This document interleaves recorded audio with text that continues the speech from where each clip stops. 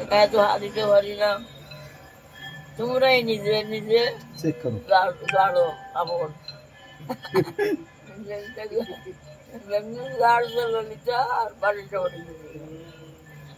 তখন তো সবাই অবাক কাণ্ড। হ্যাঁ, প্রধানমন্ত্রী চুরি করছে, সবাই বাবা রানী বিচার করো। কি বিচার করবো? এখন তোমার যত তখন বিচার করবো কি? ললিতা রবি বলছে, না না আমি চুরি করি নাই, এটা সে আমার কাপড়ের মধ্যে রাখছে, সেই জন্য গাড়ি দিতেই পড়ে গেছে, পড়ে গেল, আমি রাখি নাই, তাদের রাখি নাই। তুমি না রাখলে এটা কে রাখলো? আমার কাছ থেকে চুরি করে নিয়া তুমি তো রাখছো লুকাইয়া কাপড়ের মধ্যে। বলে আমি শোনো, তুমি স্পষ্ট করে বলবো,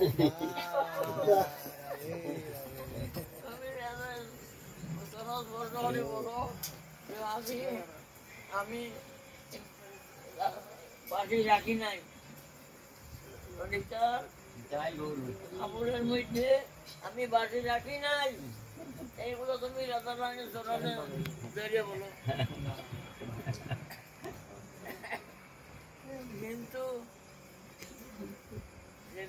চরণে ধরছে, বলবো বল বলতে পারলো না, বিকার আসি গেল, কষ্ট সাত্বিক ভাব আসি গেল, আর শরীর কাঁপতে লাগলো।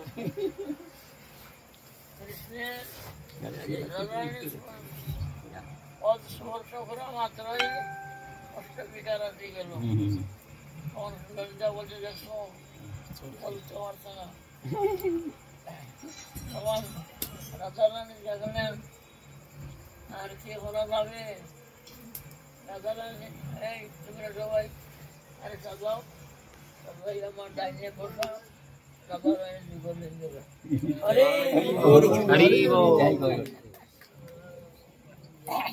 এগুলি বলার ভঙ্গি লাগে আর বিদ্যা লাগে, বিদ্যা ছাড়া ভালো কথা বলা যায় না। আমার তো বিদ্যা নাই, বলতে পারি না। আমরা তো ভালো লাগে, ভালো লাগে বলতো মন ভালো। রাধারানী যখন রাধারানী শরণ কৃষ্ণ পাচ্ছে, তখন তো ঝুট বলতে চাচ্ছে না, কিন্তু বলতে পারে না, বলতে পারে না। বিকার আসি গেছে, কষ্ট সাত্বিক বিকার, পশ্চিম কম্প পুলক ক্যাট বলতে পারলো না।